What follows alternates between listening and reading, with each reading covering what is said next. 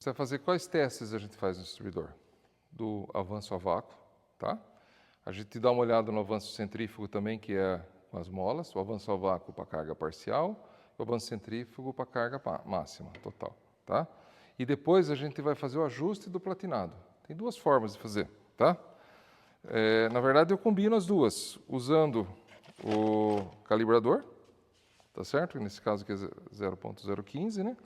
E o outro é fazendo o ângulo de permanência, dual angle, que daí eu uso o transferidor. Então, nós vamos mostrar essas duas coisas que a gente faz aqui, tá?